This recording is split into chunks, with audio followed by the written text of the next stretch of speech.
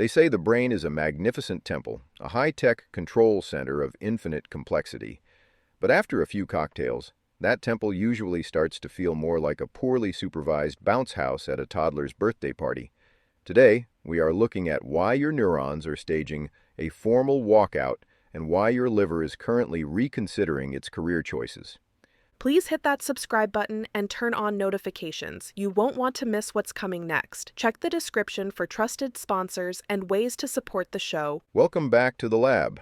I'm Vince, and today we are peeling back the curtain on a substance that almost everyone has a relationship with, but very few people actually understand on a molecular level. We are talking about ethyl alcohol, or ethanol. It's essentially the only type of alcohol humans can consume without immediate, catastrophic failure of our internal systems. But that does not mean the body is happy about it. In fact, the moment it hits your tongue, your system treats it like a five-alarm fire. It really is a five-alarm fire, Vince. I'm Hayes, and what fascinates me is that while we think of alcohol as a way to unwind or relax, the biological reality is that your body is doing the exact opposite. It is scrambling. It is working overtime. Most people don't realize that alcohol is essentially a poison that gets converted into an even worse poison inside your cells before it can be cleared out. Today, we are going to break down the chemistry, the neurobiology, and most importantly, the protocols to help your system recover if you have been leaning on that liquid courage a bit too hard lately. Let's start with the basics of what happens when you take that first sip. Alcohol is both water-soluble and fat-soluble, which is a rare and dangerous combination in the world of toxins. Most things stay in the blood or get filtered by the kidneys, but alcohol has a backstage pass to every single cell in your body. It passes through cell membranes with zero resistance. It does not need a special invite. It just walks right into your cells, including your brain cells. Once it is in the bloodstream, it heads to the liver, where the real metabolic nightmare begins. The liver has to deal with ethanol using an enzyme called alcohol dehydrogenase. You can think of this enzyme as the first responder. It turns the ethanol into something called acetaldehyde. Now, if you want to know what a hangover feels like at a cellular level, just look at acetaldehyde. It's a potent toxin, and it's what causes the flushing, the rapid heartbeat, and the nausea. It literally damages your DNA and kills cells on contact.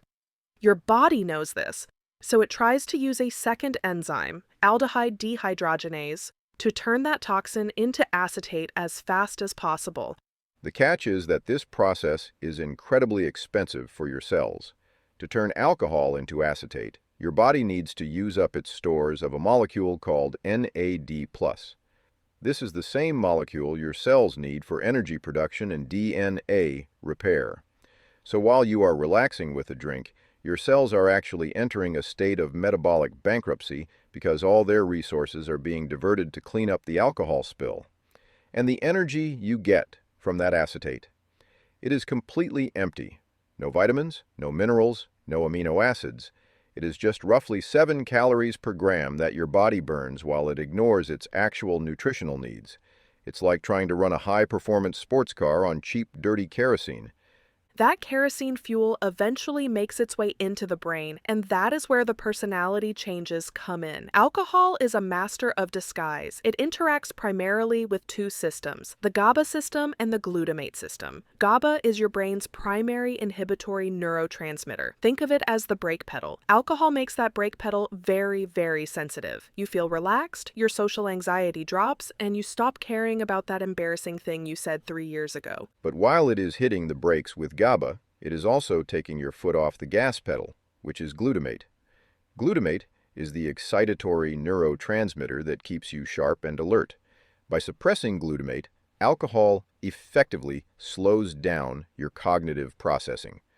This specifically hits the prefrontal cortex, which is the part of the brain responsible for executive function, impulse control, and thinking about the consequences of your actions.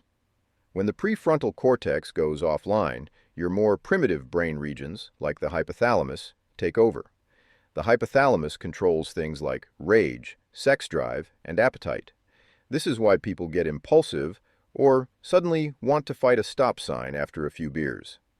Their internal adult has left the building, and the toddler is in charge of the soundboard. What is truly terrifying, Vince, is that this is not just a temporary state. Research shows that people who drink regularly, even just 1 or 2 drinks per night, can experience physical thinning of the neocortex. The brain literally loses gray matter volume, and the neural circuits start to rewire. The synapses that control habitual behavior get stronger, while the synapses that control deliberate, thoughtful behavior get weaker. You are essentially training your brain to be more impulsive and less controlled, even when you're not drinking. It is a slow-motion demolition of your executive function, and it is not just for heavy drinkers.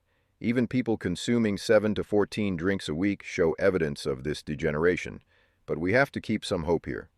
The good news is that these neural circuits can often return to their original state with 2 to 6 months of total abstinence. Your brain wants to heal. You just have to stop setting it on fire every weekend.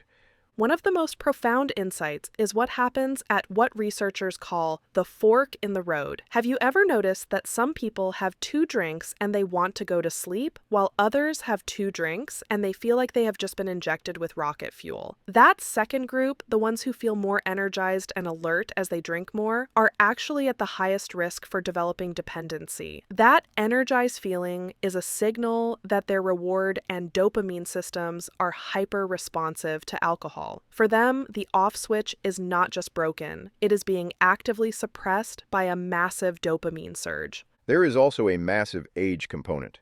People who start drinking between the ages of 13 and 15 are significantly more likely to develop a dependency later in life, regardless of their family history. If you can delay that first drink until your early 20s, your risk drops dramatically because your prefrontal cortex has had time to actually finish building its brakes before you start trying to cut the lines. It is also worth mentioning the blackout. A blackout is not the same as passing out. When you pass out, you are unconscious. When you black out, you are functional. You are talking. You might even be performing complex tasks. But your hippocampus has completely shut off its ability to record memories. You are essentially a ghost in your own body, operating without a hard drive.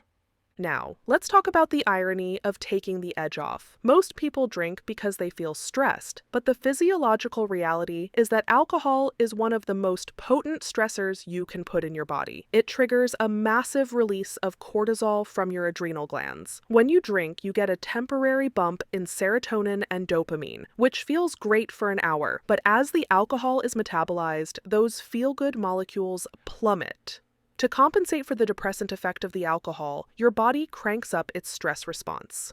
In regular drinkers, even those who only have 1 or 2 drinks an evening, the baseline level of cortisol increases. This means that when you are not drinking, you feel more anxious, more stressed, and more irritable than a non-drinker. Your resting stress level is higher. So what do? You reach for a drink to lower that stress, not realizing that the drink you had yesterday is the reason you feel so stressed today. It is a closed-loop system designed to keep you consuming. And since we are talking about hormones, we have to mention aromatization. Alcohol increases the activity of an enzyme called aromatase. In both men and women, aromatase takes androgens like testosterone and converts them into estrogen. For men, this can lead to diminished sex drive and increased fat storage. For women, elevated estrogen is a massive risk factor for breast cancer. There is a direct relationship. The more you drink, the higher that risk becomes. It sounds like a total systemic breakdown, doesn't it? Alcohol accelerates cellular aging and exhausts your body's natural repair tools. That is where STEM Active comes in. This USA-made stem cell activator uses powerful ingredients like Madagascan aloe to increase your circulating master cells by up to 60%, aiding total body renewal. Scan the QR code on your screen or click the link in the description to try it risk-free with their 100% money-back guarantee. Now, let's get back into how alcohol impacts the rest of your internal systems, specifically why your gut starts acting like a leaky faucet. It is easy to think of alcohol as something that just affects your head or your liver, but the most overlooked victim is actually your gut. Alcohol is an antiseptic. We use it to kill bacteria on kitchen counters. When you drink it, it does the exact same thing to your gut microbiome. It kills off the beneficial bacteria that regulate your immune system and your mood. This leads to a condition called gut dysbiosis, but it goes deeper than just an upset stomach. Alcohol damages the tight junctions in your intestinal lining, leading to what we call leaky gut. When those barriers break down, toxins from your gut, called lipopolysaccharides, what a mouthful that was, leak into your bloodstream. These toxins travel straight to your liver, triggering a massive inflammatory response. The liver then releases inflammatory molecules that do not stay in the liver. They travel through the blood and cross the blood-brain barrier, where they cause neuroinflammation. This is why heavy drinkers often feel cloudy or foggy even days after their last drink. Their brain is literally inflamed because of toxins that leaked out of their gut. This gut-liver-brain axis is a major reason why regular drinking is linked to things like cognitive decline and depression. You are essentially creating a highway for toxins to travel from your digestive tract directly into your central nervous system. We also have to talk about the heart. There is a persistent myth that a glass of red wine is heart healthy. While there are some antioxidants in wine, the ethanol itself is a direct toxin to the heart muscle cells. There's a condition called holiday heart syndrome. Hospitals see a massive spike in otherwise healthy people coming in with irregular heartbeats after holiday binge drinking. The most common issue is atrial fibrillation, or AFib. This is where the upper chambers of your heart start quivering chaotically instead of beating rhythmically. Alcohol and its byproduct, acetaldehyde, disrupt the electrical conduction system of the heart. They cause the heart muscle cells to swell and mess with the calcium handling that makes your heart contract. The scary thing about AFib is that it can lead to blood clots, which can then travel to the brain and cause a stroke. Even if the irregular heartbeat goes away within 24 hours, repeated episodes can lead to permanent structural changes in the heart. If you have ever felt your heart skip a beat or thump in your chest after a night of drinking, that is your heart muscle cells literally screaming for help. If you want a visual representation of what alcohol does to the body, you only have to look at the skin.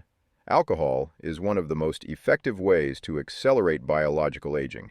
It works on three main fronts: dehydration, inflammation, and nutrient depletion. First, alcohol is a diuretic. It inhibits a hormone called vasopressin, which tells your kidneys to reabsorb water. Without vasopressin, you pee out all your hydration. This leaves your skin looking sallow and dull. But it is worse than just being dry. The metabolism of alcohol creates reactive oxygen species, which are essentially microscopic arsonists that go around breaking down collagen and elastin. Collagen gives your skin structure, elastin gives it bounce. When those are destroyed, you get sagging and deep wrinkles. Alcohol also dilates the small blood vessels in your face. Over time, these vessels can lose their ability to constrict, leading to permanent redness. It also interferes with vitamin A, which is crucial for cell regeneration. When you combine that with the total disruption of your sleep architecture, specifically the suppression of REM sleep, you are denying your skin its only chance to repair itself. You are not just looking tired, you are witnessing your skin cells failing to regenerate. Okay, we have talked a lot about the destruction. Let's talk about the restoration. The human body is incredibly resilient, but it needs specific resources to undo the damage of ethanol. If you have decided to cut back or quit, there are several biological levers you can pull to speed up the process. The most important protocol is B vitamin replenishment. Alcohol is a B vitamin vacuum. It flushes out thiamine, niacin, and B12. Thiamine is especially critical for brain function. A deficiency in B1 is what causes the most severe forms of alcohol-related brain damage. A high-quality B-complex supplement is the first step in any recovery protocol. Next is gut repair. To close those leaky gut gaps and lower systemic inflammation, you need probiotics and fermented foods. 2 to 4 servings of fermented foods a day, like kefir, sauerkraut, or kimchi, have been shown to drastically reduce inflammatory markers and rebuild the microbiome. Hydration also needs to be strategic. Drinking plain water is not enough because alcohol depletes your electrolytes, specifically magnesium and potassium. Magnesium is a miracle mineral for recovery because it helps regulate the stress hormones that alcohol has sent into overdrive. Finally, we have to respect that 2 to 6 month window. This is the timeline the science gives us for the prefrontal cortex to rebuild its neural connections. For most casual drinkers, a few months of total abstinence can reverse the thinning of the neocortex and return the habit circuits to their baseline. Your brain has an incredible ability to adapt through neuroplasticity. You just have to give it a clear, toxin-free environment to work in. It is easy to feel like alcohol is just a modern problem, but humans have been wrestling with this for millennia. The ancient Egyptians actually had a goddess of beer named Tenenet. In early America, people were drinking nearly triple what we drink now. We have always been looking for that buzz, that release of inhibition, but the science is becoming clearer and clearer. The benefits of moderate drinking are largely a myth, and the cost to our brain, our heart, and our skin is much higher than we thought. Whether you choose to abstain completely or just reduce your intake to 1 or 2 drinks a week, understanding the biology gives you the power to make that choice consciously. Alcohol does not just make you forget things. It stops your brain from creating the memories in the first place. It does not warm you up. It causes you to lose heat while your skin feels flushed. It is a substance of contradictions. But with the right protocols, replenishing those B vitamins, healing the gut, and giving your brain the months it needs to rewire, you can reclaim your cognitive and physiological baseline. Thanks for tuning in to the Wellness Lab Digest. If this episode inspired you, here are 3 quick ways to support the show. 1. Subscribe so you never miss fresh, body-loving wellness insights. 2. Share this episode with someone who needs it today. 3. Comment below and tell us what topics you'd love to hear next. Want to do even more? Check the description for ways to support the show. Stay curious, stay well, and we'll see you in the next episode.